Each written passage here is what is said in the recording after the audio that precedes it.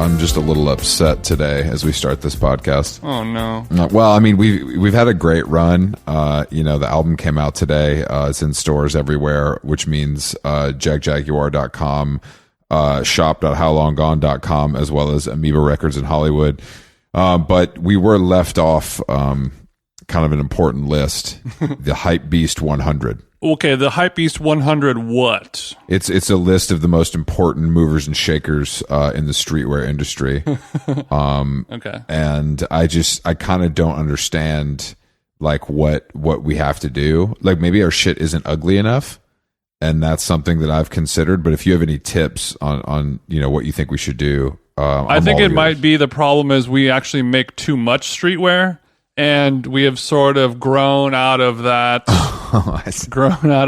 cage, and now we're just a line, we're just a clothing line at this point. We're considered more of like a ready-to-wear kind of business than we are a streetwear business. Is that safe to say? If you do enough cut and sew, then people kind of start looking at you differently. The price point's a little differently. The stockists, of course. Of course, the stockists have changed, and our attitudes have changed. So, is this a ranked list, or is it just a name, just a bunch of names? It's just a bunch of names. There's some friends of the show on there. You know what I mean? Of course, but fuck them. Yeah, but fuck anybody that's on that list. Obviously, Kanye West, J Balvin. All kinds of important. Best menswear brand, Louis Vuitton. Best womenswear brand, Jacquemus. Best collaboration, Balenciaga and Gucci. I mean, they're just giving out awards left and right. Yeah, I love the streetwear of Gucci. I do too. Nothing says streetwear like Gucci and Balenciaga. And also the streetwear work that Jacquemus has done. Well, he makes sneakers sometimes. He's made a T-shirt before. Yeah, he's made a T-shirt, but was it an Awake T-shirt? Definitely not. No, definitely not. Exactly. You make a great point, Jason. So we're left off that list. It's a tough end to the year, but something to grow on for next year, right? Exactly, something to work towards. And spirits are still high because the album is out today. We did a special T-shirt with Sam Jane, a nice white long sleeve co-branded with our label. And otherwise, I have to see Hunter again in the afternoon because of my busy schedule, which is throwing off my chi. But I'm happy to be podcasting with you, Jason, because this is what we fucking do, baby. Yeah, I haven't even had time to work out at all, but I think I might go to the gym later this afternoon for the first time in what seems like a week, which is exciting for me. But it's hard to get over that hump when you've been.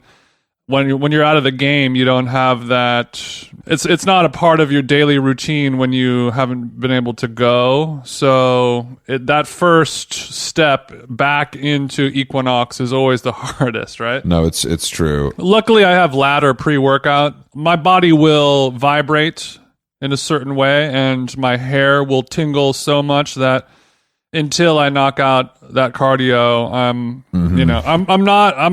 I'm basically ready to be hospitalized if I don't work out. When Jason's gone off the ladder, he's a threat to himself and others until he gets on that treadmill, and we need to watch that. Don't put the Glock 9 in his hand. I'm liable to wrap the Tesla around a telephone pole if I don't pull out those kettles off of a full scoop of laddie. And you haven't gotten to the point where you're doing more than one scoop, right? No, I wouldn't do that. I would never do 2 lines at a time. You would never take a supplement, a medication, or anything like that over the suggested dose. No, you always take 2 Advil every 16 hours, right? That's what you do. I'm a doctor's order kind of cat. You know what I mean? I'm really into. Don't risk it. Don't chance it. Exactly. Those guys make the big bucks, and that's not for you to decide. Speaking of risk, Jason, you feel the same way about COVID vaccines and stuff like that as well, yeah, right? Exactly. Speaking of COVID, it seems like New York is popping again, and when you say popping, well, it just seems like the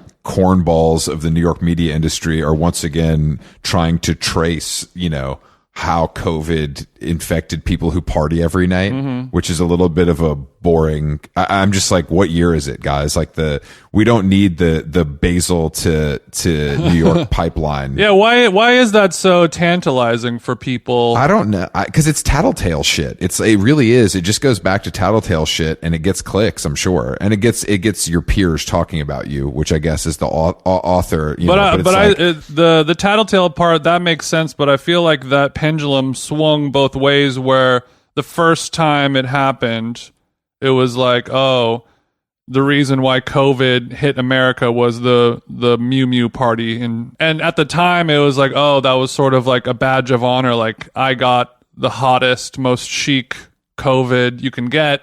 But then the other side of it is, you know, the shaming of people who needed to go to a Mew Mew party. And now, thanks to you, my kid has to take Zoom school, you fashion motherfucker. So exactly. And of course, we are on the other side of celebrating guests who were proudly members of the COVID positive family only because they were invited to a cool fashion party. And that's who we pod for. That's who we pod for. It's much worse. Yeah. I mean, the thought of getting COVID in Paris at a Mew Mew party versus getting COVID at the BuzzFeed holiday party is a pretty wide gap. You know what I mean? As far as coolness goes, or simply the buzz stop. You know, a lot of people don't talk about that. You know, the public transport. The buzz stop. the buzz stop. That's where everyone parks their that's where everyone parks their bird scooters in Santa Monica to take the BuzzFeed bus to their work pods. Shout out to everyone who works at BuzzFeed. You guys rock. No shout out to BuzzFeed. That's the third. Yeah, that's the lowest on the totem pole of places to catch the new variant. But I think this is just our new normal, and this is gonna happen. And apparently, it's not as deadly. But the way people are talking about it and making corny jokes about Christmas, and you know, oh no, ha ha ha ha. Oh, I hope I can stay inside. It's just like, you guys aren't funny. The shit is not funny anymore. You know what? I think we'd be better off if we just ignored it completely. So I'm part of the problem as well. Okay. Well, it takes a big man to make that realization, and I'm proud of you for doing that. Let's start the movement. We ain't going to talk about no COVID, no mo. Okay. Well, what else is there to talk about then? I'm at a loss. Absolutely nothing. That's all I got. Have you seen Succession and COVID? I watched Succession while being positive. I'm going to go on live and watch Succession COVID tonight. If anyone wants to chime in, I'm also going to have wine all the time. I can't wait till I see 50 people on a Zoom Christmas Succession watching party. That's really what this is just, it really has, it's really interesting how COVID has exposed truly the corniness level is higher than we could have ever imagined in this country, with not only people you'd expect it from, but our peers. Mm-hmm. And that is, Succession and COVID are the two things that have exposed that the most to me in 2021. I like that we're using the word exposed in pertinence to a viral infection as well. That's just good copywriting. Yeah, how could I not? It kind of comes naturally to me, off dome. Mm-hmm. But I told you about the Netflix thing I watched and liked, Single All the Way. Yeah, I wasn't able to get through that one. Well, that's a mistake on your part. It's great, and I also like that Netflix has done this thing now where every relationship on one of their like kind of cheesy movies is biracial. Like every single relationship is biracial, and like the parents, or if there's a family dynamic, one of them has to be adopted in a wheelchair, whatever it is. Of course. And I think that's great for the inclusion. Of course, I'm not knocking that, but same. Where it's like, all right, slow down. What is the magic number? What is the golden ratio of straight whites to non-straight whites in terms of casting, to where it's like, okay, this is a natural fit sweet spot? Yeah, I that's a great question. We should ask some of the executives at the Netflix Corporation about that. We're driving the train while we're building the track, so everyone gets a pass, of course, and it's better to err on the side of overdoing it versus underdoing it. That's very true. No, that's very true. And I think that, but just let me implore you again to watch Single All the Way. It's better than Succession. It's more entertaining than Pen 15 or whatever you guys are still talking about. It's a classic gay Christmas movie, and that is something that I didn't know I needed in my life, but What are some other classic gay Christmas movies? You said the word classic, so I feel like there's some other That's ones. what I'm saying. I think Iggy Azalea voice, the new classic, is what I'm talking about. So I think this is I think this is a genre, Netflix may have invented and is pushing. If any of our listeners want to make a gay Christmas movie list, I would love to plow through those over the holidays, or be plowed by that list. Exactly. Yeah, I'd like to be plowed. I love to be yacked senselessly by that list of 4 films. I got yacked. 3 of them available on DVD only. Yeah, it could be a DVD only thing. And those might be tough to track down, so for some of those titles you might have to look in the adult section. That's just that's just fine. a streamer tip. I do a lot of streaming, so I want to pass that on to you. I do a lot of streaming. Sorry, just saw a tweet that says, and just like that, NYC is locked down again. I'm going to kill myself. Okay, we do have a guest today. We do. LD. Big LD. We've been talking about having her on the show for quite a while. Jason and I are both fans of her work, starting all the way back at Tiny Furniture from the classic Girls program on the HBO network. Her piece de resistance. Her book, which I read in one flight from New York to Vancouver. I devoured it, as they would say. But Lena has been around the Hollywood block. She just got married. I think she's living part-time in London. I can't keep up, Jason, but Lena Dunham is our guest today on How Long Gone. This is a Christmas treat, isn't it? This is a Christmas treat. Usually we would be giving you a Chris and Jason episode, but Santa came early and he delivered an actual celebrity to the How Long Gone metaverse. So you're welcome. And just like our Lord and Savior Jesus Christ, as it pertains to the Jewish community, this is just one of many gifts to come. It's not a Christmas, here's your present, see you next year. This is just that's true. This is just one ingredient in a menagerie of guests. Yeah, we're a Hanukkah forward as far as 8 days is kind of the gift the gift vibe that we give. But let's tap in with Lena and see what's going on.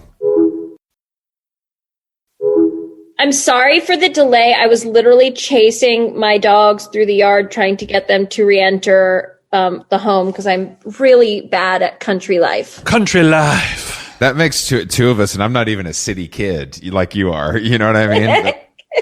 I know. It's really a problem. And I come up here with all these delusions. I have a house outside the city that I share with my parents, and I come up here with all these delusions, and then it's just me like chasing my dogs through the yard screaming and upsetting my neighbors. Is there like a hot tub or anything? There's so not a hot tub.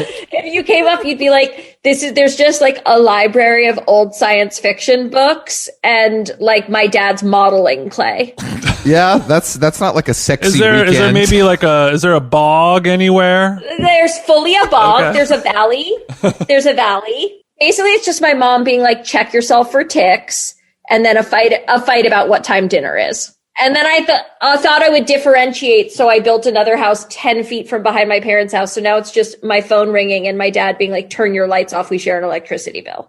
God damn it. You love it though, I feel like. You like the punishment. I really do. And every conversation I have with my friends is me being like, I really need to create some boundaries. And then being like, yeah, but if you really felt that way, would you have built a home 10 feet behind your parents? Yeah, no, that's true. As your place to quote unquote relax. And my husband, my poor husband is here with me for the first time. And he's literally in the kitchen right now, like making an omelet under my dad's instruction. I feel like a monster. Damn. Hey, babe, I got to go podcast with these guys. So if you just hang out with my dad.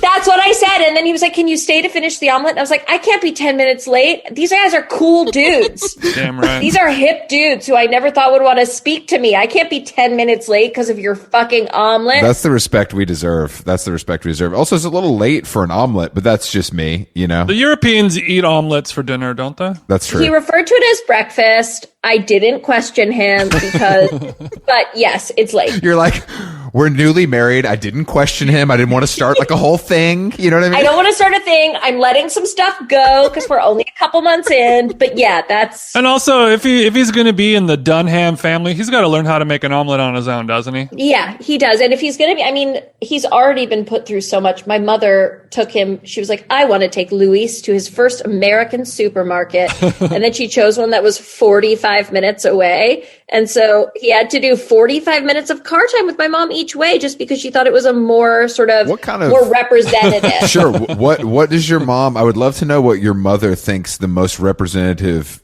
grocery store in America is. Well, the thing is that the one she chose is not the one it shows her sort of like coastal delusion, because the one she chose is like an upscale grocery store, like a more of an artisanal market. Maybe it's more of an eataly. It's called Guido's. Okay. It's more of an eataly. It's more of an eataly. Like, you couldn't really in good conscience call it you can't call something a supermarket if they like make their own pancetta. Yeah, I agree with you. So your mom took him to a provisions house and not a supermarket.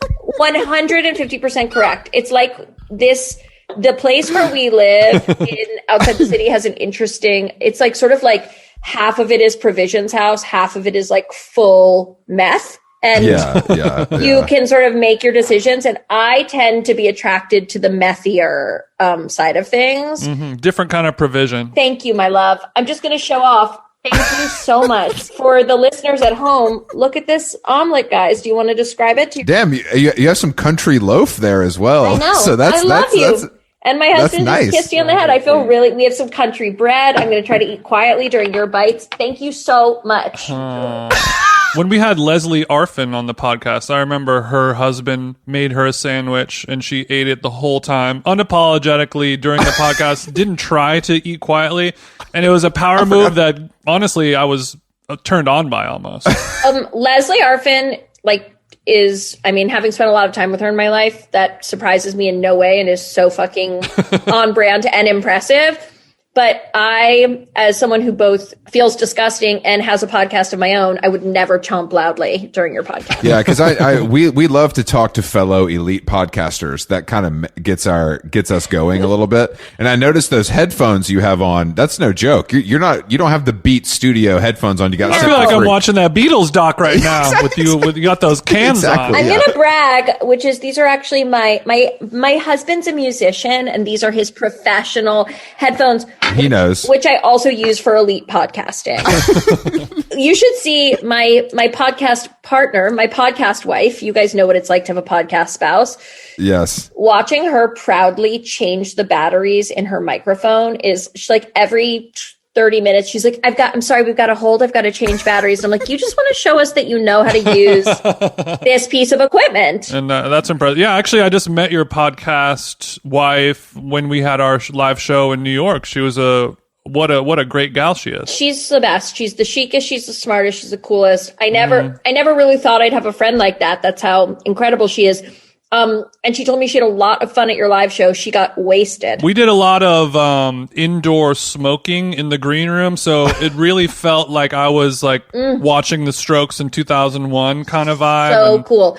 I just quit all forms of. I'm the only asshole who started smoking at age 33 with like a serious chronic illness. It was sort of It was a fuck you to the world that was really a fuck you to myself. The finger turned inward. Yes, and the finger smelled bad. And one of the things that made me stop is I was smoking. Like, I was living in London. I was smoking hand rolled cigarettes, and I woke up one morning and realized I had like a yellowed finger. Oh, mate. And I was like, I can't be this person. Like, I'm playing with fire when I just wake up in the morning. How could I be adding this to the mix? I've been smoking for 2 weeks and my hands look like Pete Doherty's. Something's got to give. Exactly. We got to fix the energy this. was. And I was like, I'm not a person who, like, I'm also like, if someone's going to get a side effect from a medication, it's me. Mm-hmm. If someone's going to get lung cancer, it's me. I'm not going to be the William Burroughs of smoking. I'm going to be Amy Winehouse of smoking. You're not going to do it for attention. You're doing it for destruction. Yes, and I don't want that. I don't want that gig. Whereas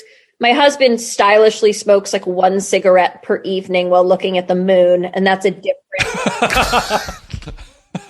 That's what Jason thinks he looks like smoking, and I've tried to tell him that it's not quite that. He tells you he's looking at the moon, but he's playing Angry Birds on his mobile, just to let you know. So you're 100% correct. Since I'm a podcaster, I want to turn the question towards you guys, which is, how does it feel to be elite cool guy podcasters? I've listened to the pod. I've read the press. You guys are really taking over this pandemic with your kind of, you remind me in the best way of like It's 2004 and I met some funny guys at Luke and Leroy's. Like, what cool energy to be shopping We will around. take that. Like, That's great. the guys where you're like, I met these really funny guys. Should we like meet up with them should we meet up with them at Cinderella tomorrow and steal some things? Like, it's really cool. Not to like hook up with them, but like not hook up with That's us, exactly- Like something might happen, but it's not our goal. It's like not the goal, but if at the end of the night everyone hooks up, it's fine. Nothing is more 2004 than that. No, it's like when my friends and I went over to a guy named Fred Beebe's house and like slept over on his mattress and we're like, who's going to get fingered? We're not sure. And it feels good to rediscover that energy because I've been away from it for a long time. Yeah. That's something that we didn't aim to provide, but I'm feeling very satisfied that we did. Yeah.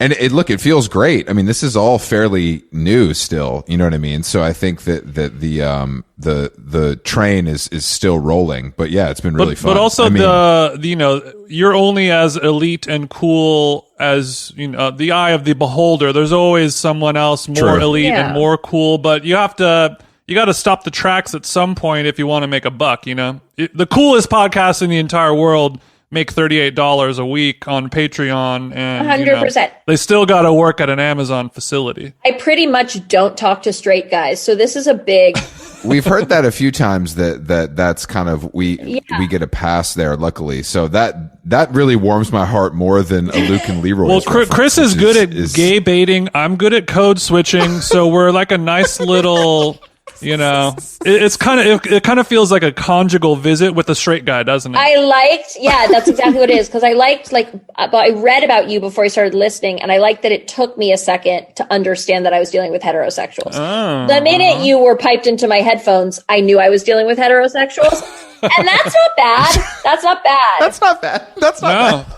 There's still a few of us left on this planet. Yeah. But we've definitely had like turbo gay guests who halfway through the show are like, wait, you guys are straight? Yeah. And we're like, yeah, we're straight. And they're like, what the fuck? And they're like trying to hit the button that says leave meeting. Yeah, totally. They're raising their hand with a concerned question.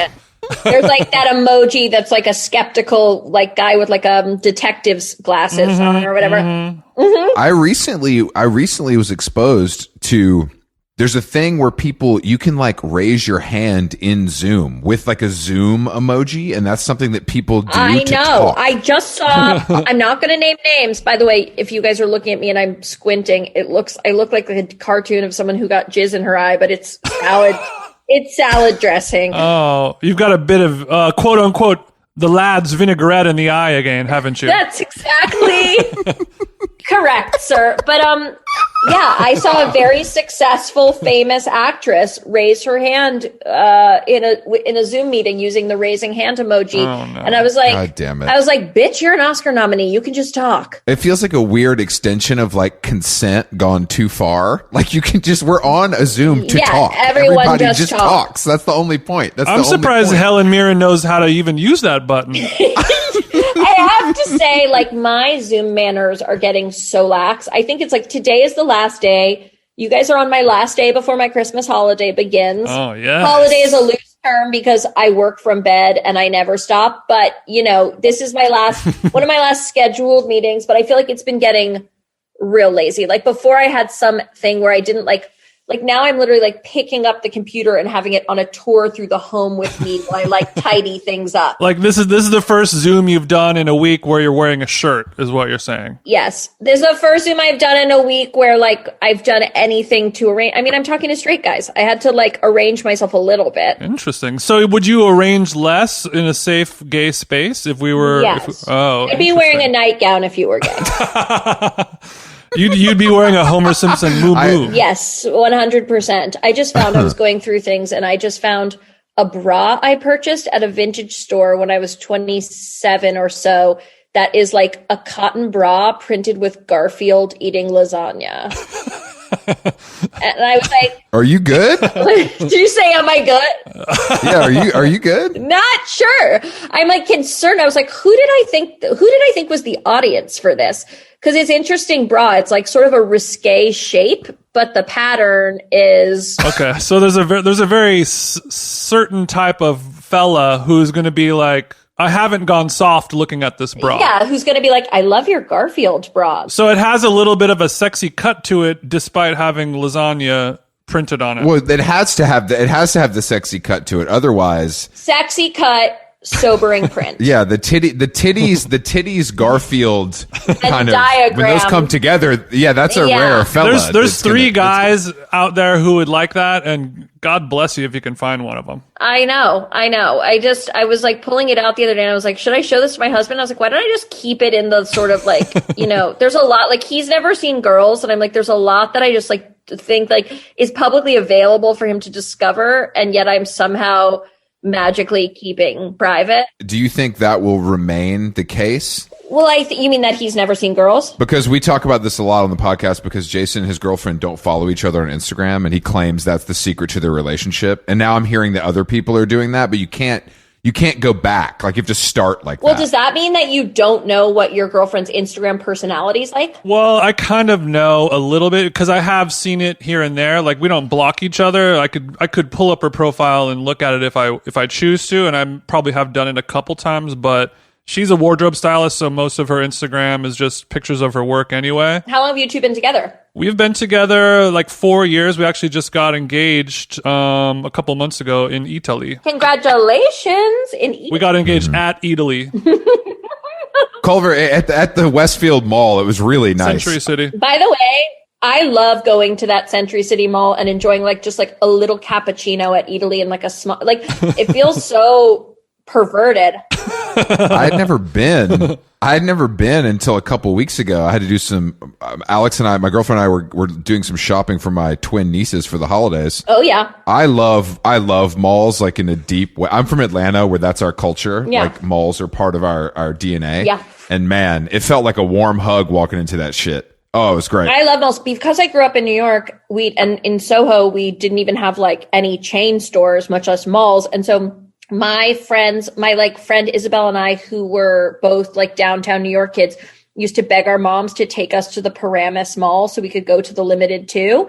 And so like, to me, like that reverse commute into New Jersey to get like baby tees with ice cream cones on them was what you were looking for. The most chic, glamorous. And I remember like coming home with like a bag of just like $2 crap from the Paramus Mall and being like, you can't get fancier than I am. Now that's what I call perverted, Lena. But I know. But when you're you always want to be different. You always want to get something that nobody else has. And if you're a Soho kid, you're gonna have to go to the Paramus Mall, wherever the fuck that is, and hit the Limited 2 TOO. I'm so happy you know that, and that's why you're a straight guy that I can talk to.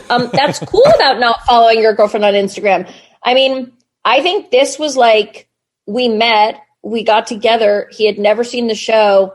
And then by the time that it even occurred to him to watch it, it was like, I live with this person. So why would I watch? It's going to be a little much. It's going to be watching 30 hours of your wife is insane. It's also like 30 hours of me like getting railed by men he doesn't know.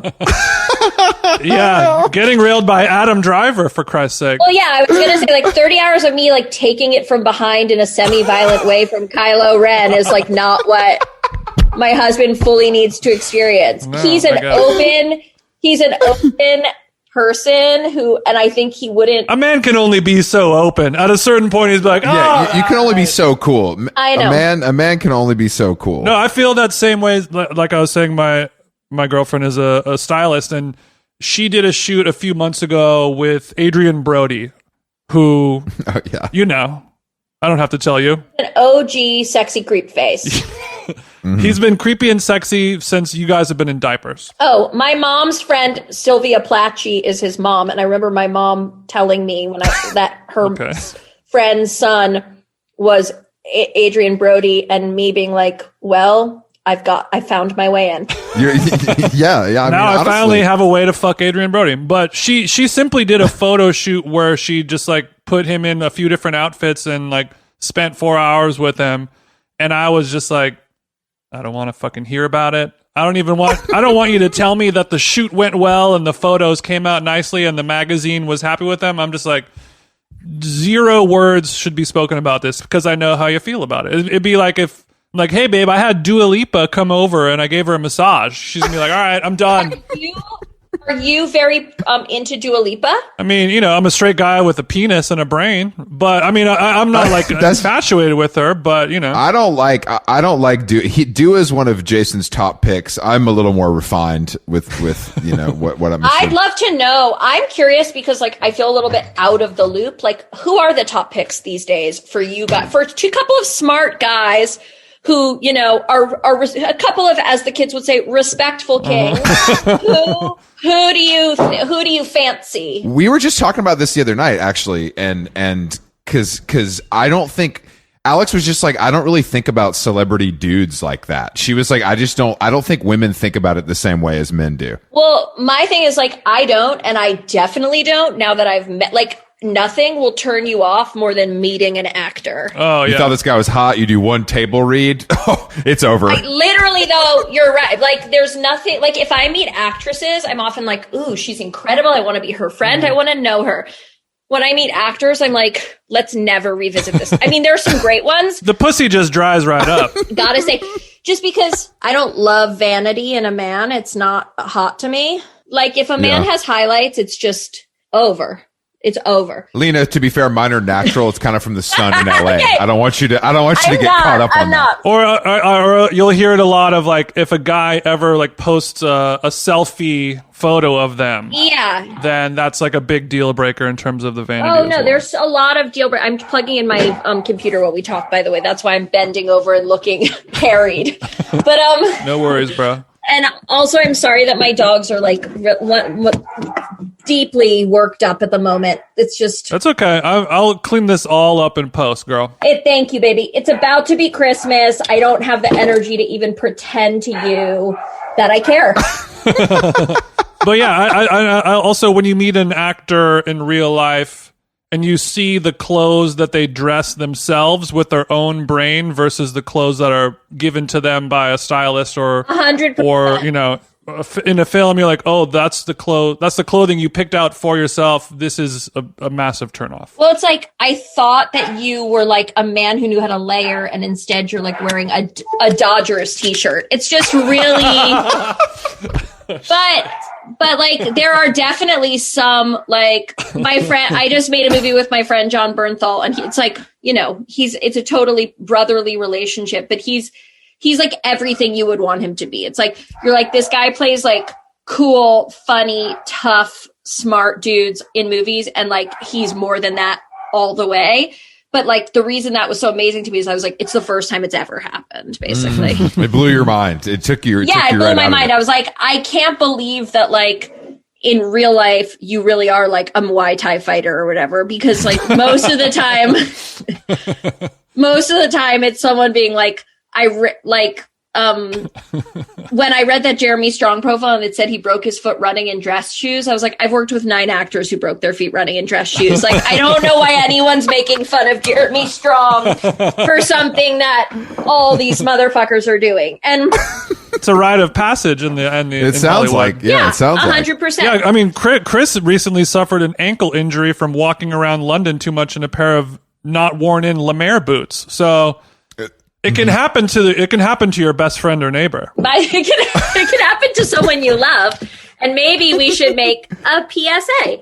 But here's my question: do you guys like my wallpaper? Oh, it's quite festive. Yeah, the tour we've gotten of the country house so far, even though it was not the point, it's nice. Thank you. That means a lot. I only am asking because I just moved in and I built it during the pandemic. And the best detail was that my father was overseeing the renovation. It's a very small house. It's a modest house. Mm-hmm. I want you to know it's just a mere 1 bedroom. 1 bedroom? 1 bedroom with a couple of nooks. Where does the valet sleep? My husband sleeps in the big house with my parents. And we're still adjusting to that. Yeah. It's all new. I told you it's all new. I'm not quite ready. But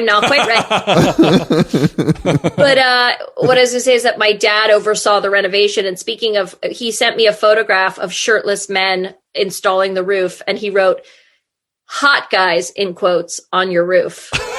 And I was like, thanks, Papa. And the thing is, like, They were hot. They were hot, but it was just, I was like, thanks for this eye candy. I got it at like 10 a.m. at work. That's a cool text to get from your dad, though. I can't say I've ever gotten something like that. I can't wait to have kids and text my daughter, you like what you see pic to some random laborers. My dad texts me all the time, like, sup, bitch. He's 72. He's so funny. My dad was like OG. Like, he used to say, like, in a really, like, he's really waspy. My mom's really Jewish and my dad's really waspy. And my dad used to say, like, before anyone would say it, he'd be like, get up out my grill, kid. Like, he's really funny. And in a way that, like, if you get it, you get it.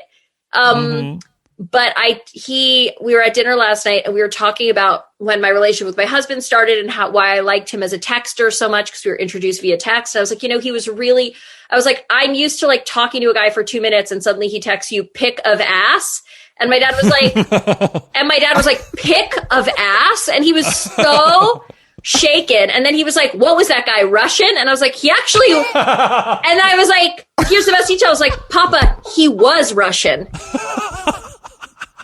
You're right. In Soviet Russia, ass take pic of you. Pic of ass. And like, the thing that's fun is like, some people can't say things like that to their dad, but my dad is like so intellectual. He's like very much just like an observer of culture. So he can like unemotionally hear that a guy texted me pic of ass and he's just interested in it on a social level. I think Papa sounds a lot like me, how I might be in his situation. So you're a good example of what my spawn might turn out like. He's cool and fun. And I feel like you would be a similar thing. And don't have your kids call you Papa. It's creepy and the energy's weird. I know.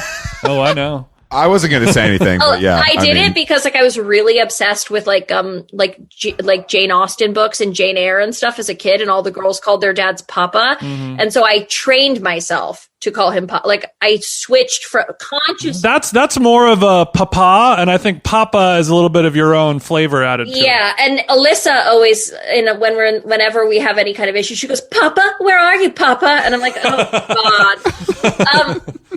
But my mom said I can't call her Mama because it makes her feel fat. Mama does have some of that energy to it. Yeah. So back to who? So your girlfriend was like, I don't find male actors hot in that way, but who are your? No, it's not like she doesn't find them hot. I think it's just like I don't think women think about that as often as men think about that. Like we're in a group chat where there's a pic of Dua Lipa once a week minimum. And is it just like you're like, oh, she's looking good today? I like this fit on. No. I'm jacking off to a photo of her every single day. Every single day. Whereas my fiance does not touch herself to a photo of Adrian Brody. Yeah, I mean, we're not that respectful. We're respectful to a point. Yeah. I'm into like a Lea Seydoux, Sofia Coppola, Chloe Sevigny. No. His number one is Haley Baldwin. He's Haley Baldwin. He's burying the lead. But Haley Baldwin has absolutely nothing to do with the gallery of indie icons you just named. Like, agreed. Because Lena, you're going to learn quickly that I contain multitudes. And to quote Walt Whitman, your house has many mansions. Exactly. Ooh, thank you for bringing that one stings. But I am interested because I know Lea Seydoux, Sofia Coppola, Chloe Sevigny. Can I say something? I don't want to push a psychological reading, but is it almost like you want to be that guy, but in some ways you really are the Haley Baldwin guy? Damn, it really makes you think. Yeah. I feel like there's a Walt quote for that as well, Lena. You got something under your hat? 100%. Well, I think what we're saying there is like you're a bit of a like it's a bit of a Philip Rothian who I am versus the man inside me kind of. I struggle with all of these things, but I think it's my my imposter syndrome of being around smart people and sophisticated people when I'm just merely a bumpkin from the suburbs of Atlanta who is graduated. So I think maybe that's part of it. Can I say though that psychology, because you clearly are smart and you clearly are sophisticated, but that psychology of like, I'm just a bumpkin is the psychology that's made every man who's hurt me. Is like, I once had a boyfriend say to me, how is this ever going to work out if you're an intellectual and I'm just a thug? This was like a Jewish man. This was a straight up Jewish man. I had a feeling he wasn't actually a thug. I was going to ask, but I kind of assumed. I would never use the word thug, but secondly, it's like he wasn't he wasn't a heavy in the mafia. He was like a Jewish man who just like had chosen not to go to college. You weren't being courted by DMX, rest in peace, or something like that. I mean, He was a Jewish man who chose not to go to college is really good. I'm simply a thug who's running his father's shoe business. I don't know what you would want with me. that's literally the energy. But I was like, oh, these people who are like, you're an intellectual and you are like going to best me with the sophistication of your opinions. So I'm like going to use that as an excuse to like devalue myself, but in the process hurt you deeply. I'm not saying you've done that to anyone, Chris. I'm not saying that. It's an open door for gaslighting, and you know us straights love to do that. We invented that and we make it look good. Vroom, vroom. I know. Actually, the level of style that you bring to gaslighting, because when women try to I'm saying women do almost everything better, but when women try to gaslight each other, it's clunky. It's clunky, isn't it? Yeah. It doesn't work. It doesn't work in the same way. Damn, I never really unpacked gaslighting as it pertains to sex. I had to explain love, but like in a great way. I'll stop saying my husband because it sounds very smug. Lewis. Who I am married to. Alyssa also always goes, my husband who's chosen to marry me. So dramatic. Lewis, like, in a great way, is like he's not that up on Instagram culture. He's not up on like new pop psychology terms. And when we met, I had to explain triggering to him. I had to explain gaslighting to him, and I had to explain love bombing to him. Ooh. Can you explain love bombing to me? Love bombing is like something that's attributed sort of to certain kind of narcissistic personalities or whatever. Often it can be both sexes do it, but women talk a lot about having it done to them, which is basically when you meet someone and they like attack you with praise, connection.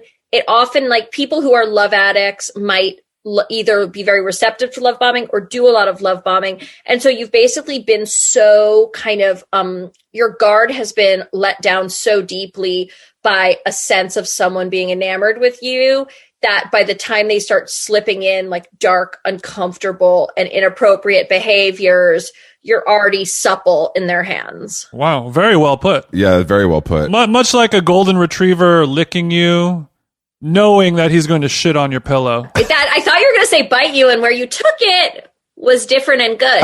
But yeah, I had to explain love bombing to my husband, and he was like, but isn't love bombing just being nice? Great question. It's being nice in a toxic way. It's being nice in a toxic way. Like, I'll tell you the best example of love bombing. I was seeing someone who I knew was a problem, but it happens sometimes. And we were going on like a little road trip, and I was like, can I pick you anything up? And I was like, sure, I'd love a kombucha, what I'm drinking right now. And the sober woman's rosé. And he was like, okay, great. And then we get in the car and he handed me a kombucha and I started to drink it. And he was like, do you notice the name of the flavor? And I looked and it was called Love. That's love bombing? That's corny. I don't know if it's love bombing. Yeah, it was. The whole thing was dramatic. It lasted like about 2 weeks and had just like peaks and valleys and troughs. And where was the road trip? Where did this take place? We were headed to Santa Barbara. Okay, so in LA, a classic LA to Santa Barbara road trip. A classic LA to Santa Barbara with like a stop so that we could admire the surf. You know, of course. I was just making sure it wasn't long distance. I didn't know if it was like, let's do the whole California coast type shit. I will tell you, when I was 22, I mean, that would be insane. When I was like 22, there was this guy who was basically spending one night with every girl in my friend group. And let's just say it was my turn. It wasn't an intentional thing. He was just good. He was just fucking good. And he was sophisticated. Let me guess. Was he a little bit older, maybe? Oh, yeah. A little bit older, but not too much so that it was creepy. Of course. I went home with him one night from, I'm going to date myself here, the Jane Hotel. It's, Lena, I don't want to burst your bubble, but the Jane Hotel is back in a big way. We can talk about that. After your story. Oh, no, because I had some very stressful nights there. And I remember That's the cocaine. I remember being stressed there as well. I remember wearing this little red dress from Topshop and it coming home from Jane Hotel and being like, why is this ripped to shreds? But so I said, who mauled me? Who mauled me? So I went home with this guy from the Jane Hotel And then he was like, hey, do you want to be the date to my friend's wedding in Kentucky next weekend and we can drive there? And I was like, 100% absolutely. That seems like a great choice. I'll take 4 days off from my job at the children's clothing store and we can drive to Kentucky and back. And literally by the time we got to New Jersey, it was evident that like, not only would we never kiss again, we hated each other. And like the road trip was, so it was like, by the time we got to Washington, D.C., we were sleeping in a Motel 6 in 2 different twin beds. Like, it no. And I wasn't just like, I'm going to turn around. We're only in New Jersey. But it's like, when you're young and you're just like, I made this choice and I have to stick to it. I'm living with this. Commit to the bit. Yes, commit to the bit is exactly right. And by the time we got to Kentucky, I mean, we were shattered. This sounds like that Zola film, doesn't it? This is the beginning of Zola. It didn't have some of the certain drama of Zola, and like there was obviously not a human. There's no human trafficking element that we know of. You barely know this guy. It's so true. And, but this road trip was just to Santa Barbara, and he did love bomb me. And then he did mention how attracted he was to multiple other women I worked with. And I was like, I need to remove myself from the situation. But I sort of share that also, not just to make myself sound sad, but it's like, even if in your life you feel like a sophisticated businesswoman who's on, like, I feel pretty on top of my shit. Like, I've been in my career for over a decade. I feel pretty good about my relationships. But even then, you can get love bombed on a short road trip. Yeah, no matter what. And that probably and that makes it even more frustrating when you fall into that trap. I'm assuming. Yeah, but I feel very lucky. I mean, hearing that the Jane Hotel is back in a big way makes me feel so fucking lucky to be out of the dating pool. We had a party in New York during our tour, and the guy that we had DJ was a friend of a friend, and he's like, "Oh yeah, he has the Jane every Wednesday." I'm like, "The Jane Hotel? You mean the Jane from 2008?" He's like, "Oh, I don't know about 2008, but yeah, he DJs the Jane." Oh my God. I remember seeing the Olsen Twins there and being like, much like when I left the Paramus Mall, I will never be fancier than I am in this moment. The Olsen Twins were heavily at the club in that era. Like, I would see them at Kate's joint, like having vegan brunch. You know what I mean? I have not thought about Kate's joint in so fucking long. Like, the thing about me was that I was at all of those places, but just like to the side of a much hotter indie girl. So like, I was just like Jemima Kirk's sidekick at Bungalow 8, like drinking a Diet Coke because my fake ID didn't work. So I was at Kate's joint. I tried to hook up with a waiter from Angelica's Kitchen. I've done it, but I wasn't like, you're not going to find me in a picture from last night's party unless it's like me looking panicked, looking for my bag, Unless there's a patron asking you where the restroom is or something 150%. I will say, I went to college in New York for 1 year before I transferred to Ohio. And during that year, I was very into going to misshapes, and I had like a series of looks I had put together that in hindsight were so like I had one sweater that was like a low cut sweater with like an attached Elizabethan clown collar, like just things that you're like, oh no. Look, in your defense, the height of the misshapes era is one of the worst dressed times in our history. The amount of fucking neon that I owned from American Apparel that I would like layer with carefully and then match with like a pleather heel is like, it was fun though. It was fun at the time. I was having a great time, but like I looked like an aerobics instructor who lived in deep Florida. Yeah. The looks did not age well for the fellas either. No, but speaking of which, I was there with some of my pals, and a guy came up to me and he was like, "You're the prettiest girl in this place." I knew that there had to be some pretty girls in this place. And I was like, "Are you talking to me?" And he was like, "Love bomb." And he was like, "Can I get you something to drink?" And I, at the time, did not drink. And now again, I do not drink. I was like, "Well, yeah, I'd love a vitamin water." And he went around the corner to the bodega and bought me a vitamin water. You have to fuck him after that. I did something insane to show off for the guy I did have a crush on, and I took one sip of it and I said, it's the wrong flavor, and I handed it to my friend. You're a monster. A monster. And I feel so bad about it to this day. And I believe that he was in the entourage of Good Charlotte. This story has a lot of twists and turns, I must say. I know. To be fair, Good Charlotte was around a lot during that era. You know, they would be at cool guy functions mysteriously with the invite. It was. Do you remember also that there was a guy? I was recently telling Lewis about this. There was a guy who looked just like Julian Casablancas and would take girls home, and they would think that they were going home with Julian Casablancas, and they just realized it was like a dude named Jeff. That's actually what Jason was doing in LA, but it was just That's called stroke fishing, and not everyone can pull it off. Oh my God. And then I remember meeting the real Julian Casablancas and being like, I don't know anymore. You're like, yeah. Nice to meet you, Jeff. Jason, how do you make your Zoom background all sexy and like soft, blurry? There's a little function where you can have your background be blurred. I'm only doing that because my office is currently being kind of remodeled, so there's just like shit everywhere. Is my office is being remodeled code for I'm in rehab? It does sound like that. And Jason's office does kind of have a rehab vibe if you take out the computer. You look like you're in a fucking sleeper cell, Chris. Come on. When I went to rehab, I told everyone I was at a writer's retreat. Well, some of us don't have. How long did you go? 30 days? I went for 30 days. How was your roommate?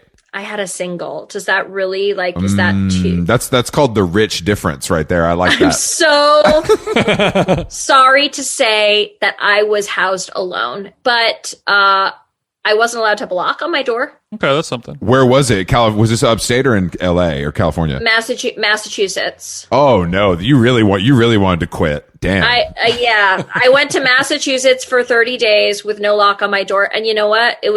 I loved it. I loved it. Like, the way I thought I would feel about summer camp is how I felt about rehab. They don't even know what kombucha is over there in Massachusetts. How'd you get by? Actually, the food was great, but I gained 25 pounds. But that's also because I would literally go down to the kitchen in the night and make myself 4 butter sandwiches to do.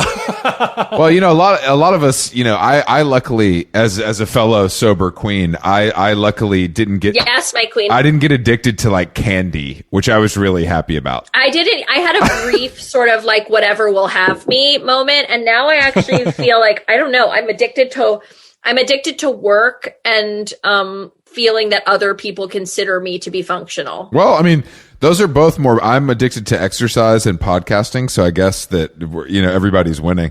By the way, I would do anything to be addicted to exercise. That's incredible. Have you tried hypnotism or ayahuasca? Any drastic measures? I mean, no. You mean to get myself into exercise? Yeah. This sounds like a joke, but it's not. I have a connective tissue. I have a genetic connective tissue disease that causes my joints to pop in and out of their sockets. So most aerobic exercise is quite challenging for me. Okay. Which sounds like I spent all my childhood being I'm so sorry I can't do gym class. My ankle hurts, my knee hurts, my thigh hurts. And they were like, this kid is absurd.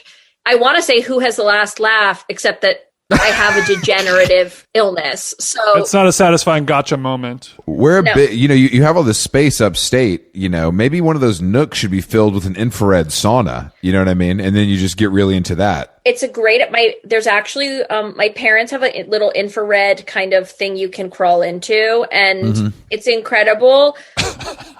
It's called an oven, babes. It's called a microwave, cutie. But I am really into this mat. There's this mat that's an infrared mat that has healing crystals in it that I've spent called a biomat, and I've spent a lot of time on a biomat in my day.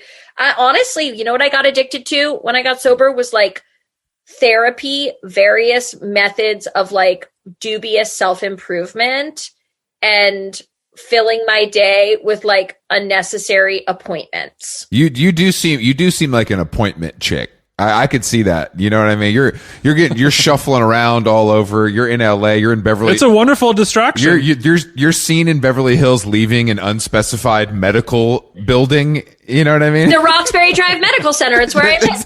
And And by the way, appointment chick is like a whole genre of girl that I'm so fucking excited that you coined, because like being an appointment chick is like, you have to, basically my life is scheduled between doctor's appointments. And I have such intense opinions about like doctor's waiting room decoration, like ways for him. Like I will literally lavish praise on a doctor for like their waiting room art because of how much time I spend in those spaces. And frankly, like the pandemic was so weird because all of these Zoom appointments, I was like, I don't even know who I am when I'm not, you know, trying to get an Uber to pull up to like a chiropractor's office in Glendale that I've heard is good. Do you live in LA part-time? So I've lived between New York and LA for like 10 years, but now at this point I'm between New York and London most of the time. Wow. Okay. But I do spend time in LA. Well, as a member of the Hollywood community, it seems like the right thing to do. You know what I mean? Just to kind of remind them. Yeah, remind them what I'm about. Like, but when I but let's just say when I come to town, I'm not really, it's like, I'm always like, I'm here to do the rounds. And then do the rounds is like, I'm in my siblings' guest room for 3 days, telling people I have a cold, and then I leave. Those are the rounds. You're not over it. You're not having a power lunch with your agent. You're just kind of inside. No. I went to my agent's house recently and then I was having a lovely dinner, and then partway through the night, my right cheek swelled up and became fluorescent red because I had even though I do have really good dental hygiene, I had somehow lost a filling, and that had turned into like a full on like cheek swelling incident infection. And I ended up in like an urgent care in Beverly Hills at 1 a.m. And I was like, I can't go out. What's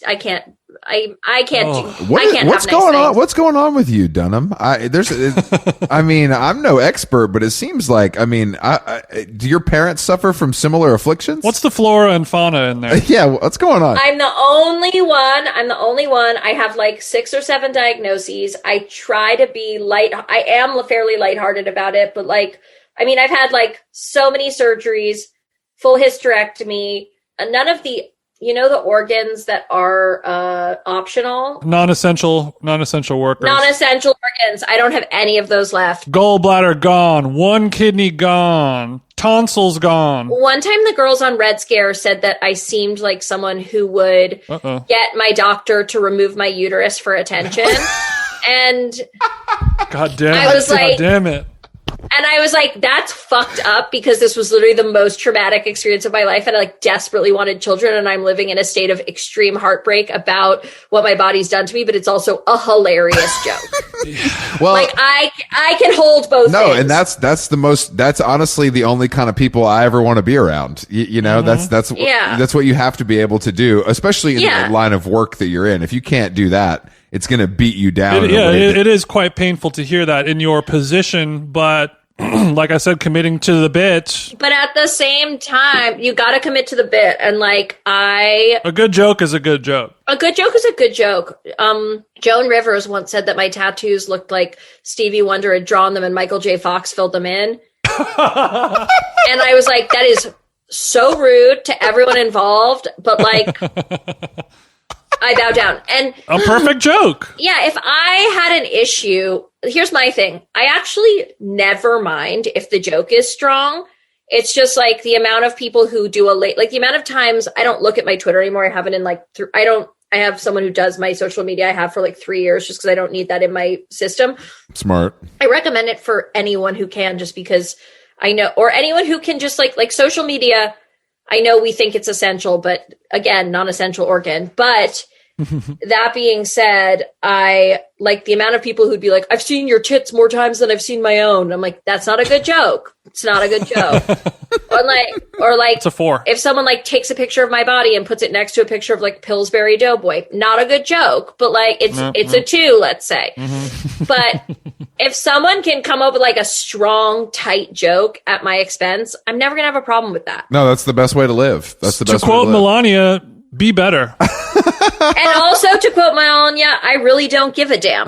Or whatever her fucking jacket said. I really don't care at all. Yeah, I really don't care at all is the more correct for the First Lady of the United States. You know, I mean, we can't have those bad words out there. No, it said I really don't care at all. We were talking about this quickly. I just want you to weigh in. Do you think Barron Trump has had sex? How old is he now? Good question. I can Google it really quick. I feel like, guys, I'm going to say something. I feel like Barron Trump is like the third rail. Like, people get in a lot of trouble about talking about Barron Trump. I don't know if I can be a part of this. Do they really? I didn't know that. I thought... What kind of trouble are you talking? He's only 15. That's plenty. He's 15 and 6'7". Golly. Didn't someone get... That's very tall. That's all I'll say about Barron Trump is he's tall. I mean... Didn't someone get in an enormous amount of trouble for making a joke at Barron Trump's expense? Yeah, I think so, probably. Really? Well, we were only bringing it up because Jason's very tall too, and so it was kind of. And Jason's not had sex. Not yet, but he's for his 42nd birthday, his fiance is going to get him a prostitute. It's one of those kind of things. That's so good. That's so good. Here's my feeling about jokes in general is like I'm very hard to offend on my own behalf. Mm-hmm. But I can get offended on the behalf of others. Sure. I don't know what that is about. And also at this point in my life, like I've had so many brushes with saying what I think is a perfectly acceptable thing to say. And other people being like, oh, just FYI, you've crossed the line. Mm-hmm. That at this point, I'm like, I'll talk about myself till the cows come home. And make like a Luke and Leroy's gag, but I'm sure. It's almost like it's not even like I have to hold myself back because I've just trained myself so extensively to not talk about Barron Trump's sex life. Well, unfortunately, if we didn't talk about Barron Trump's sex life, this podcast might not exist. Yeah. We only talk. Well, you guys are. Here's what I'll also say: you guys are cool indie dudes. The standards are different for you. You can keep it funky. I am an old. Yeah. Bitch from Gen 1 of the internet of Twitter, and I cannot keep it funky. That's true, and it's a privilege that we exploit and take advantage of because if we don't, who will? Well, my sibling once said it perfectly.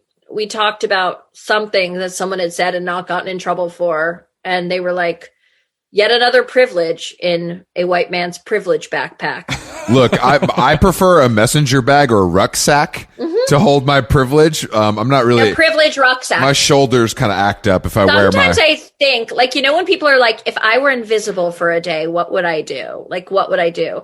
And I think, like, if I were an attractive, liberal, straight white guy, what would I do? Like, what could I pull off? Where would you go to lunch? Oh, amazing question. By the way, hi, Lovey. Do you mind that I'm talking? Here, I'll move so you can rest. Okay, my husband's having just a little rest right next to me, which is so nice. Where would I go? Okay, for lunch, I would be like, meet me at the Odeon, which I have an Odeon tattoo on my butt. I think I did know that, and I think that's totally cool because you grew up, that's your neighborhood local. It's the first place I ever went to eat food when I was born. God damn it. That's wild shit. That's wild. Thank you. I went on day 7 of my life for brunch at the Odeon. That's the most Lena Dunham shit I ever heard in my fucking life. Yeah, dead ass. My parents probably drove through Chick-fil-A or some shit when I was in the car, you know? And I hear Chick-fil-A is delicious. I've never eaten it because by the time it came into my consciousness, I'd already heard it was homophobic. That's right. Yeah, I mean, look, I'm able to separate a man and his art in that case. I'm just kidding. I don't eat meat. I haven't eaten meat in like 20 years, so I haven't really. What? That's an interesting detail about you. What's going on with you, young lady? My dog Ingrid is having like a bit of a. I'm going to let her get up onto this bed. But Lovey, I'll be back. Guys, I want you to keep in all the cute things that I say to my husband so that the audience knows that I'm desirable. No problemo. Okay, thank you so much. But okay, if I was a straight dude if I had your cultural imprint, I'd like tell all my friends to meet me at the Odeon. Okay. I'd have like a really loud conversation about my sex life that was somehow charming, and then I'd like go to APC and try some stuff on. And it all just fits somehow? Yeah, and it all just like sits on my body in a way that makes me feel so appealing. And then probably I would like head over to A24 and like greenlight a film about my lake house. And then I would ask out a woman who was intellectually superior to me, take her to King for dinner, sleep with her, and never talk to her again. Damn, that sounds like the perfect day. I mean, I'm Don't sleep on getting pulled over and getting out of a DUI easily. I don't know how to drive, but guess what? It wouldn't matter because I drive without a license. Hey. I'd make some gay men feel like I might be interested in them just to get their ketamine. I'll be right back with the baggie. Now you're talking directly about Jason in a way that I didn't know you could. Yeah, thank you. I love it. Also, you're showing off right now by drinking a fucking jug of water on this, a jug of water. This is an everyday thing that I do to keep my system intact. I did hear that you're supposed to drink as much, half your body weight in ounces of water. But to know what that was, I would have to weigh myself, and I'm not willing to do that. I'm not willing. I don't weigh myself either. It's a Chris feel. is also a non-weigher. I'm a feel guy. It's like when I play the bass guitar. I won't weigh. You're a field guy. I won't. You don't weigh, but do you pull out the tape measure and do a wraparound? I like to say I can tell if my pants are fitting, but I only wear stretch pants, so who knows? I think we call that a life hack, in the business. The little games that we play to get through the day, you know? I know. I think my trainer would probably like it if I got that serious, but for some reason it just seems unhealthy. To weigh yourself? Yeah, like mentally unhealthy. Yeah, it is. I also think that a lot of people who have had brushes with addiction in their life can also have brushes with obsession, and like addiction's very transferable. And weighing yourself, for me, could enter into that. Like, I don't like to bring things into my life that I feel could lead me away from my purpose, which is remembering the mid 2000s with you guys. Yes. I think that is true, and I also think that, I mean, if it came down to it, taking 10 OxyContin pills a day or weighing myself, I would still choose weighing myself, but I see what you mean. By the way, did you watch Dope Sick? No, I have a tough time. I tried to. No, I have a tough time watching anything, if I'm being honest with you. I think I'm so exhausted by the conversations around things. By the time I get around to watching it, I don't care anymore. I get that. I 100% get that. But I think I like Michael Keaton, and I know that story, obviously. The story is like, there was a lot in it that I thought I knew the story, and then I was like, there's a lot of shit here that even I didn't know, and I'm pretty interested in the history of pills. Bit of a connoisseur. Yeah, my friend Danny Strong wrote it, and it's a beautifully written show, and it's fascinating. And there's so much stuff in it. Just as a person who lived at the intersection of like chronic pain and addiction, opiates weren't my thing, but I spent a lot of time after surgery being treated with opiate medication. And I was like, the amount that like whatever the Sacklers have influenced literally like the way that we are cared for in hospitals, it fucked me up. And also, it's wild. And also there's just like a lot of very graphic imagery of people sucking the coating off their oxys. Now you're getting me hard. I said I wasn't going to do this today. No, I think that, I mean, that's how I felt about, the Lady Gaga Bradley Cooper movie when he takes his boot off and smashes the pill backstage at the corporate event and snorts it. I was literally like, I am vibrating. That is exciting me so much. That's the coolest thing I've ever seen in American cinema. Look, we've all done corporates, right? That's like one time I was with one of my dogs, and like they needed to get a treatment, and they were like, okay, we're just going to like administer some Versed, which is like an intense benzodiazepine type medication. Versed. And I was like, it's like what they give you before surgeries, but it's just like, it's like the straight into your arm heroin equivalent of Klonopin. Yeah. And I was like staring at the dog in like insane jealousy. And I was like, these are the moments where you're like, I've beat it. It's out of my system. Like, I'm good. Like God willing, I will be sober 4 years in April. I'm a proud member of this community. I feel very blessed. Thank you. But like, I can't watch a dog be administered benzodiazepine. When you see Ingrid's eyes roll back in her head, you're like, I want a slice of that cake. Yeah. Thank you for remembering. Ingrid's drooling again, and this time I like it. Now, yeah, I know. Ingrid's buying Velvet Underground 7 inches. On doggy Etsy. Ingrid's on online shopping for scrunchies she doesn't need. No, there's a story about I think it was a comedian that relapsed from dog Vicodin, like because it was in the house. I can't remember who it was. It was somebody pretty famous, and I was like, "Damn, that is a wild ass story." But this shit can get you where it gets you. You know, it meets you where you are if you're not careful. That is so like real, important, and you know, it gets you all over the place.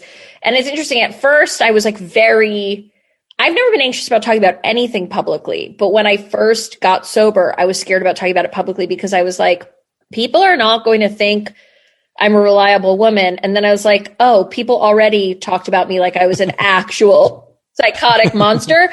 So me admitting I'm sober can only be helpful to some people and have absolutely no effect on the rest. So I just stuck with it. Did you do like was there like an interview where you talked about it, or was it something that seeped out? It was like an accidental thing. I was doing Dax Shepard's Armchair Expert podcast, and he said, God damn it. And it's like, guys, it always gets you where you least expect it. And for me, that was with Dax Shepard. At that point, I didn't realize Dax Shepard's record for like getting people to talk about deeply personal things, because for some reason Hollywood seems to only feel safe with Dax Shepard.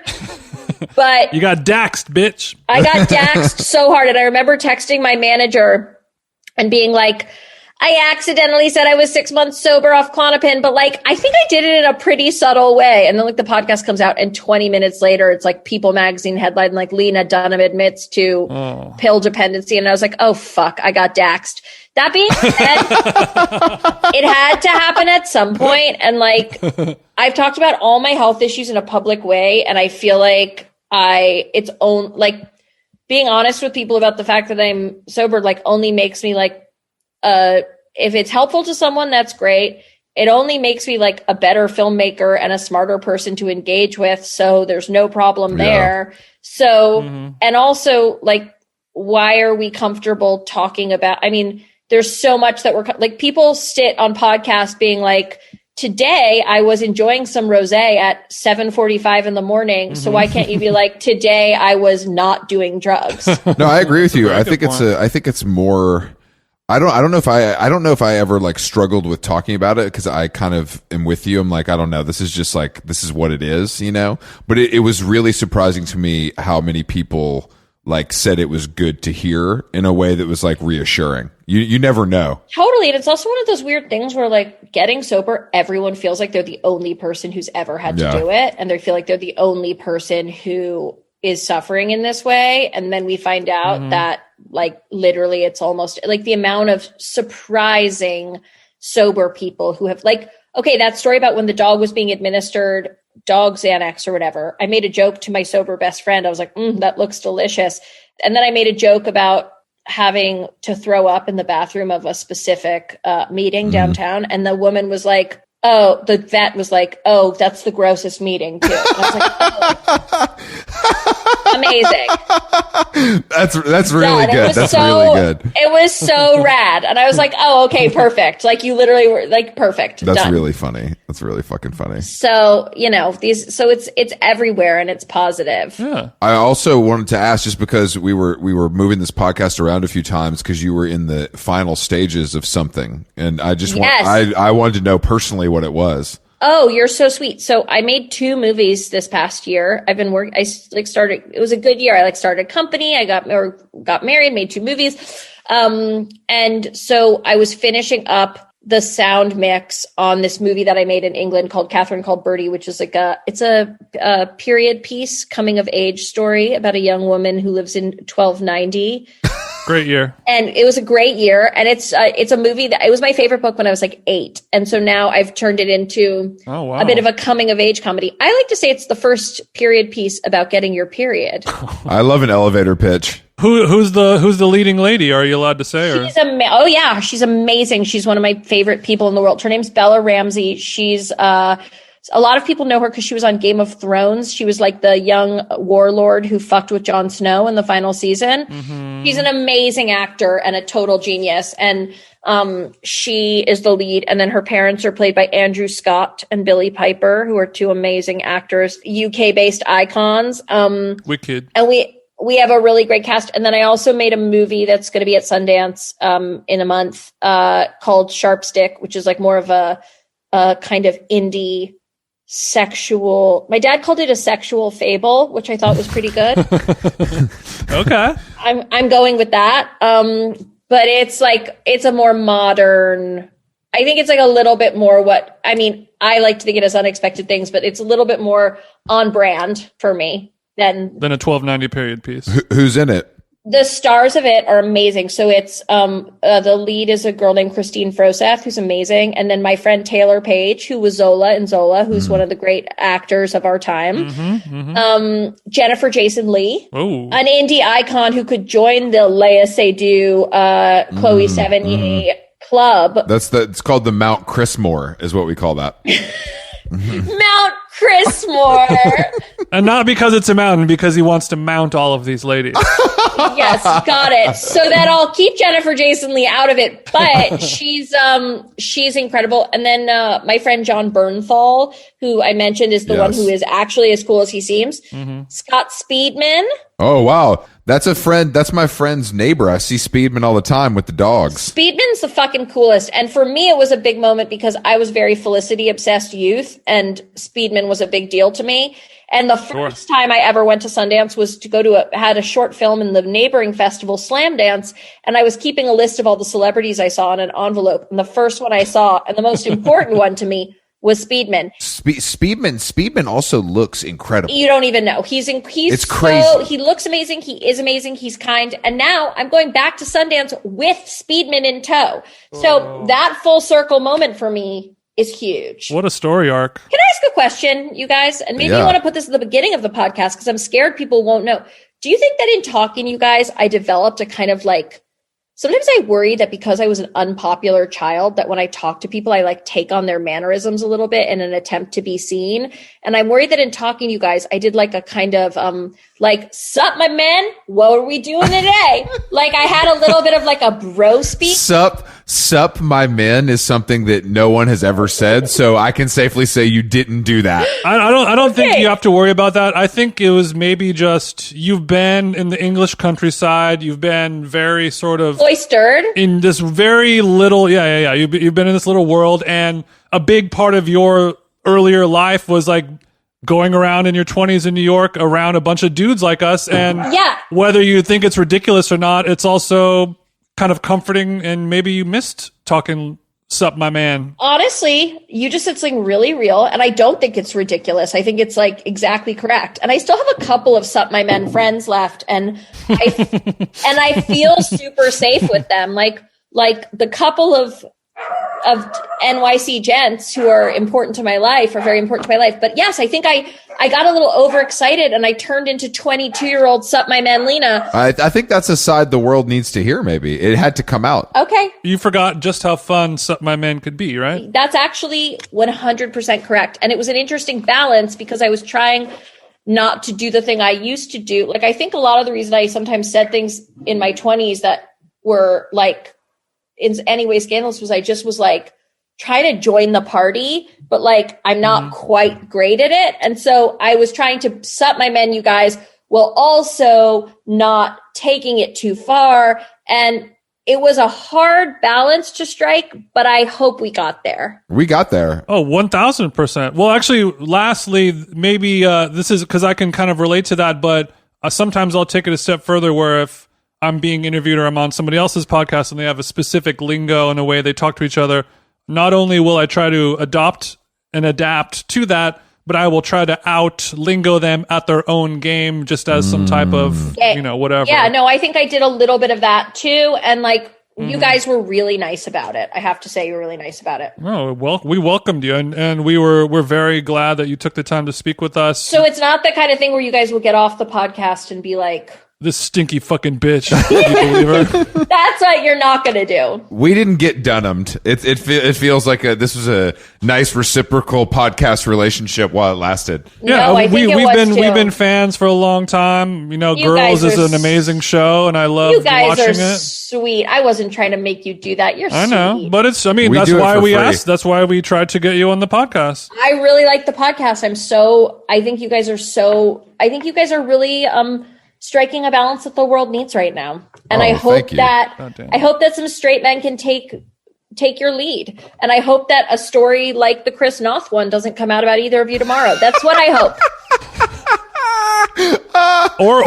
or Jeff Garland saying the word vagina on set so much that he had to resign from his own show.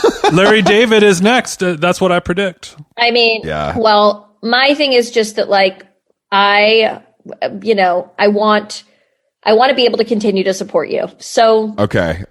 So watch it. Okay, thank you. That's good advice from a Hollywood Hollywood old timer. Now it's serious. Before, I was just trying to keep my nose clean from my personal life and my family's. But with Lena, with me, it's real now. Relying on you, I think before you were just trying to live an ethical life so you could die feeling happy about yourself. But now you're trying to maintain a podcast friendship with me, so the stakes have been raised. I'm not a religious guy, but now Lena is my god. Thank you so much. By the way, where are both of you? Who's in LA? I'm in Glendale, baby. You're in Glendale, and we're in LA. I'm in Beachwood. I'm in LA right now. Beachwood, yes. Are you at Pache regularly? No, I'm not at Pache regularly. No, I'm not. But thank you for asking. But you're close to Pache, right? Yeah. I don't really go. I don't know. I'm a West Hollywood guy. I go down, not up. So I lived in West Hollywood for 6 years. I'm glad we got a clean take of that. I go down, not up. I lived in West Hollywood for 6 years, and that was my spot. And I loved the fact that I lived in like a cute cloistered area, but if I went 1 block away, it was like people who had, wandered too far from One Oak and were fucked up. Yeah, that's what I like to be around as well. That's kind of and frankly, like if I'm in keeps you young. If I'm in LA, what I want to be eating and drinking is like a not great smoothie from a place that also gives vitamin injections. We love Earth Bar on this podcast as well. Okay, thank you for knowing. Thank you for understanding that. I love Earth Bar. Every time I've ever run into someone that I don't want to see, it's because we both can't stop going to Earth Bar. I can't quit you. That's your actual dealer. Well, the next time you're in LA, we simply must dine. I would love that. What a cute way of putting it. You said you had one last question. What was it? One of my favorite parts about Girls is the sort of smash cut to black credits where the song that's playing that's perfectly prescribed for that exact moment drops right as the credits go black. Oh, wow. What an amazing compliment. Thank you. Because I just dropped a kombucha top under my table and I don't know why I'm trying to reach it when I don't need to right now. Because you're going to lose its effervescence, but this is more important. Yeah. So I thank you for feeling that way. It was always important to have a song that made us feel, taken care of and like we were in good emotional hands. But I try to do the same thing with this podcast. Every episode there'll be a song that's sort of related to what we were talking about or the guest or whatever, and have it drop right when the conversation is over. So if you were to pick a song for this episode, what would it be? Why don't we go with You're So Vain by Carly Simon? Only because I feel like that was the song she wrote about her Yes, My Man friends. Her Sup, My Man friends. Since I'm a Sup, My Man, I always thought that song was about a woman, but... No, You're So Vain is like about, like some people say it's about David Bowie, some people say it's about Mick Jagger, some people say it's about Jackson Browne. Like people are always saying, but it's like Carly Simon was like a chill girl hanging with these bros, and like one of them was really vain and thought the song was about him. And so I feel like now that we've established that like we're all meeting up at Kate's joint for you to maybe hook up with my friends, let's put that on. Beautiful. That's perfect. All right, we did it. Thank you, Lena. It was a pleasure. Have a great holiday. Enjoy upstate. And, a pleasure and an honor. I hope you look forward to the email from my manager asking you to cut several things. Just kidding. We'll love it. We'll talk to you soon. Okay, bye dudes. Bye. Bye, my men.